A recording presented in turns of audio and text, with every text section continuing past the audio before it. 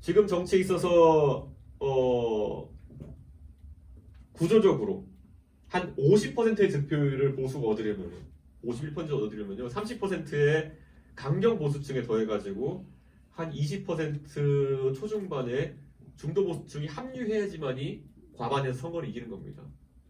자, 그럼 여기서 재밌는 게 뭐냐면요, 이 수치가 그런데 보수 진영이 몰락하는 이유입니다. 왜냐? 대선 때는 51을 만들어내기 때문에 강경 보수가 그걸 끌어들이는 데 있어서 잠잡고 있습니다. 그 기간 동안에는. 근데 대선만 끝나면 기가 막히게 그 30%가 20%를 몰아내기 위한 내부 공작을 시작합니다. 그 일이 반복되는 거죠, 그게. 박근혜 대통령이 51.6%로 집권했습니다. 예. 숫자가 공교롭게 516이라서 기억하고 있는데 51.6% 집권했습니다. 그 다음에 박근혜 대통령이 벌인 일이 뭔가요? 결국에는 그 안에서 배신자 프레임 걸었죠. 뭘 앞두고? 총선을 앞두고. 이 일이 반복돼. 대선 이길 때 뭉치자고 해놓고 총선을 앞두고 계속 이 내부 총질을 하는 겁니다. 강경 보수가 중도 보수에게. 그럼 간단하죠. 그렇게 해가지고 당권 헤게모니 잡아야 되니까. 박근혜도 그렇게 무너졌고 윤석열도 그렇게 무너진 겁니다. 자, 그러면은 이거는 속수무책으로 밀릴 수밖에 없어요. 왜냐? 30%의 강경 보수는 이런 말씀드리기 좋지만은 은퇴층과 뭐 예를 들어 이런 분들로 구성돼 있고, 이분들은 40대, 30대 젊은 보수에 비해 가지고 중도 보수에 비해 가지고 압도적으로 시간이 많습니다. 예. 오프라인 나갈 수 있고요. 아침부터 유튜브 순회하면 댓글 달 수 있고요. 여론조사 다 받을 수 있고요. 그러니까 이런 구조 속에서 나중에 가보면은 이 20%는 매번 이용당하고 버려진 신세가 되는 겁니다. 그리고 그게 대한민국의 중도 보수가 지금까지 가졌던 지형이고요. 저는 그런데 이 구조화에서 이 30%가 이걸 즐기기 시작하는 겁니다. 왜냐? 그 30%, 그러니까 예를 들어 내가 대선은 절대 나갈 수 없는 사람인데 당대표를 한번 해보고 싶은 사람 몇 명 떠오르는 분도 있을 겁니다. 그런 사람 많아요, 국민의힘에. 그럼 그 사람들이 구조적으로 총선 때, 대선 때는 잠잡고 있다가 대통령한테 살살 붙어가지고 측근인 척하면서 당권을 먹으려고 그 30%에 올라타려는 행동을 계속 하는 겁니다. 그랬을 때 하기 좋은 게 가장 뭐냐? 배신자 담론. 그리고 잘 알지도 못하면 자유 얘기. 네.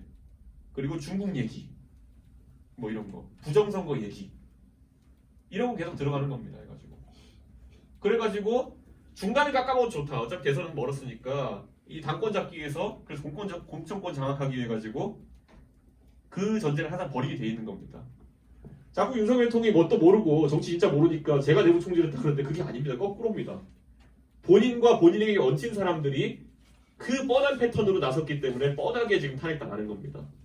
네, 그런 구조가 발생하고 있는 것이죠. 그리고 윤석열 대통령은 박근혜 대통령보다 더 멍청하기 때문에 총선 때 자기가 진 운명이라는 것도 모르고 전쟁을 벌인 거죠. 박근혜 대통령은 그래도 보수 다수에서 진보 다수로 전환되는 전환기였기 때문에 한번 걸어볼 만한 그런 승부였다고 한다면은, 이거는 뭐 당장 의석이 110석밖에 안 되는데 그거를 승부 걸어가지고 본인이 소수 의석 되면 저렇게 되는 건데, 승부를 걸었다는 것 자체가 저는 윤석열 대통령이 그냥 자기 발등을 자기가 찍었다, 자기가 앉아있는 의자다리를 자기가 잘랐다, 뭐 이런 얘기를 할 수밖에 없는 것이죠. 저는 지금도 이렇게 말씀드립니다. 저는 제가 만약 대선 나간다고 하면 저한테 이런 말씀하는 분이 있어요.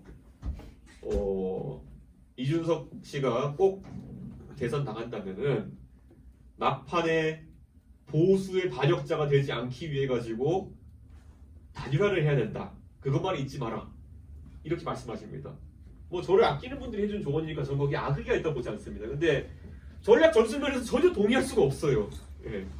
그렇게 해서 이기는 각이 안 나옵니다. 예. 그럼 왜 그렇겠습니까? 그렇게 했을 때 이게 자꾸 대한민국에서 단일화를 통해 가지고 대선 승리를 쟁취한 케이스는 DJP 정도밖에 없습니다. 제가 봤을 때는 DJP 정도밖에 없거든요. 대선을 앞두고 단일화 해가지고 그렇게 된 케이스는 뭐 어떤 분은 안철수, 윤석열 단일화, 그건 단일화가 아니었습니다. 그거는. 예. DJP가 그럼 됐던 이유는 뭐냐면은 DJP가 단일화했을 때 JP를 찍는 표는 정말 JP를 따라가는 표이기 때문인 겁니다. 말 그대로 지역주의적 성향이 강했기 때문에 오히려 그게 가능했던 겁니다. JP가 집권하면은 그래 우리 충청도 사람들 장관도 좀 되고 총리도 먹고 해가지고 우리 충청도에 뭐 이 좋은 시설도 갖다 주고 이런 충청도의 집단적 이해가 결부됐을 때 DJP 같은 게 가능해가지고 표가 합쳐지는 것이지 나머지 지금 시대의 단일화라고 하는 거는 표가 합쳐지기가 굉장히 어렵습니다. 예.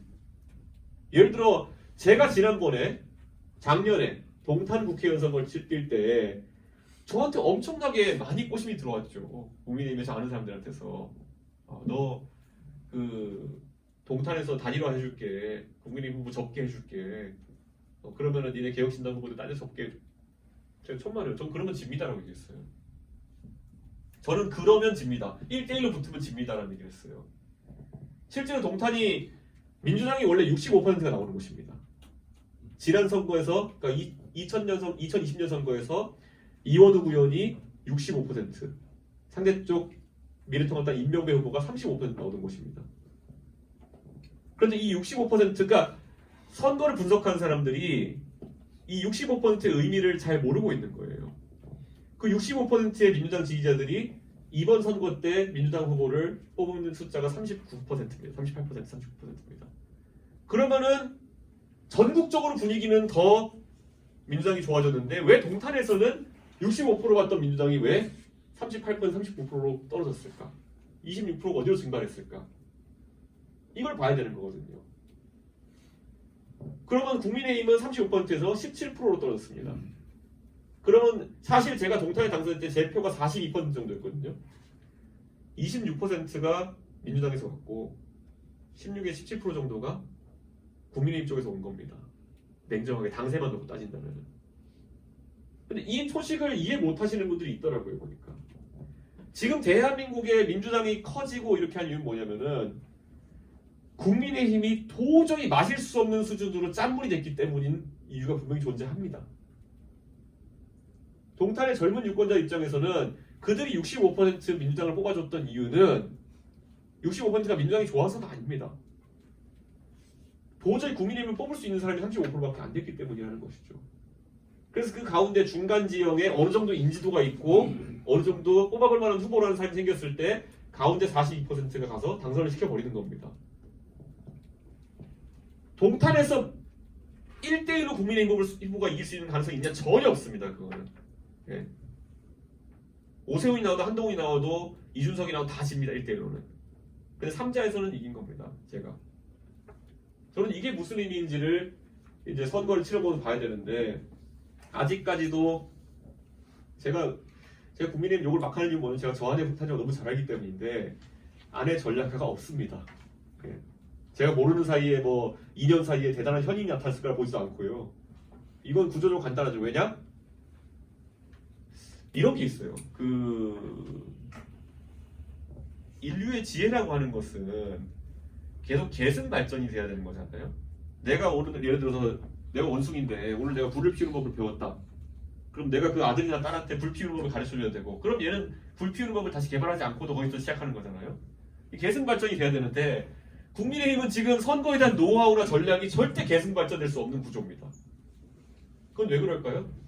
국민의힘의 의원 조성을 한번 살펴보시죠. 지금 이제 108명 이렇게 나오는데 영남이 지역구가 65개입니다. 네. 영남이 지역구가 65개고요. 비례가 한 20명 정도 됩니다. 그럼 85명이죠. 강원도가 한 6명 됩니다. 네. 그러면 90명 되죠. 그럼 강남이 7개입니다. 97명까지 가죠. 그 다음에 어떻게 될까요? 나머지 11개 정도 남아있는 거거든요. 분당 2개, 그다음에 양평, 가평, 그리고 충북. 그게 답니다. 그러니까 보수 절대 우세 지역이에요. 지면 안 되는 곳들이에요. 자, 그럼 무슨 일이 발생하냐면요. 선거를 치열하게 뛰어본 사람들은 그냥 다 죽는 겁니다. 네. 불을 피워본 사람 다 죽는 거예요. 계승할 사람이 없어요. 네. 불을 안 피워도 그냥 넓게 널려있는 곳에 있는 사람들이 살아나는 겁니다. 채집 생활로 살아갈 수 있는 사람들이 농사 짓는 사람들은 다 죽어요. 그냥 계속 선거할 때마다. 그런데 가면 그냥 바나나로 다 널려있고 이거만 먹고 사면 되는 사람들만 108명이 앉아가지고 국회를 하고 있는 겁니다. 이분들은 선거에 대한 경험이 전무하죠. 거기다 더 놀라운 게 뭔지 아십니까? 제가 21대 국회 때 제가 당대표 할 때 100 그때 10몇 명 정도 됐잖아요. 112명 그랬잖아요. 그때 놀라운 일이 있습니다. 전국적으로 보면은 국민의힘은 계속 망해가고 있는 집단이었어요. 계속 의석수가 떨어져요.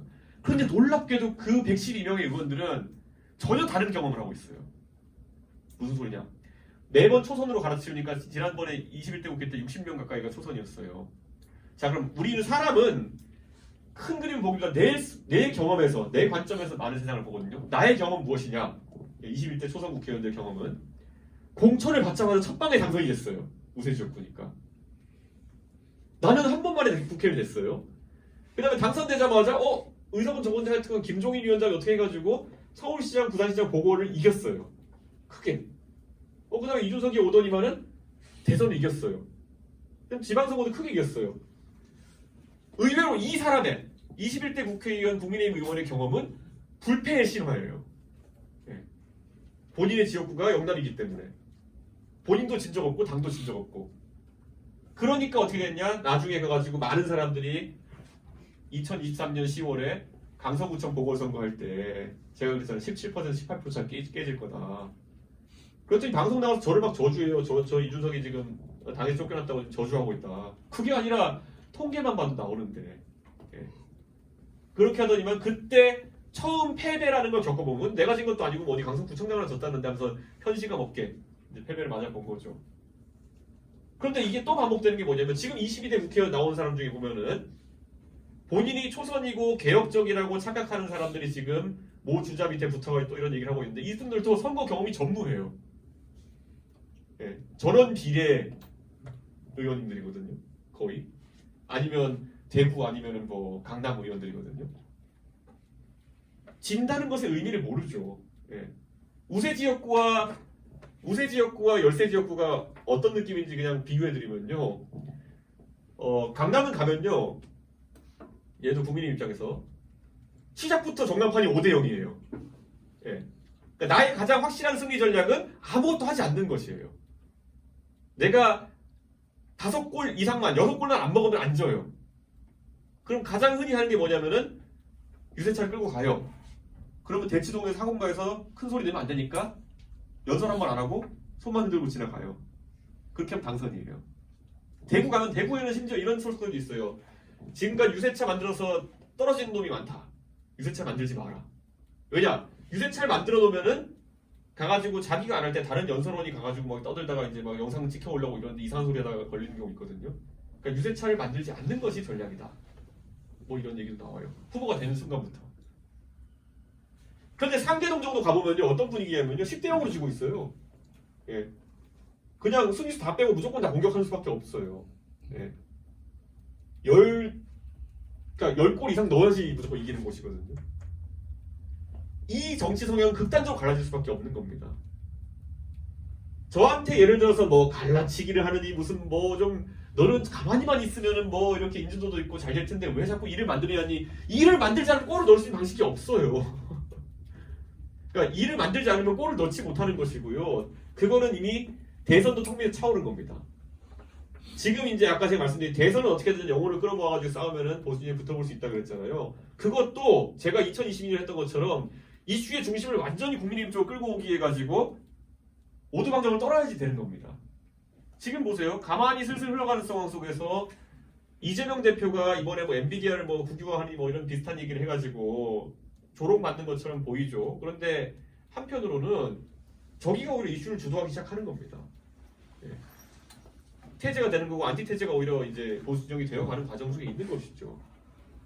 그러니까 저는 이런 것들을 가볍게 보면 안 되는데 지금 아마 보시면 알겠지만은 거의 전략이 전무한 상태의 속에서 꼬다는 보릿자루 상태로 계속 들어갈 겁니다. 이제.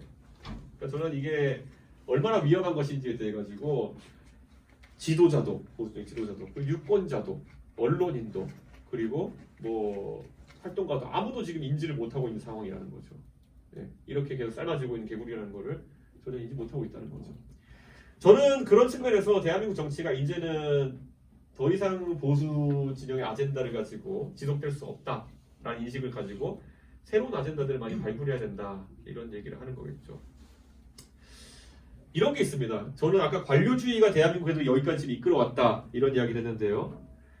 저는 관료주의의 측면에서 이제 극복할 수 없는 과제들이 등장하고 있다. 그래서 이제 트럼프 시대에 우리가 맞닥뜨리게 될 것은 우리 지도자들이 좀 더 과학기술 아니면 글로벌 환경에 맞는 지도자들이 나와야 된다. 저는 그런 생각합니다.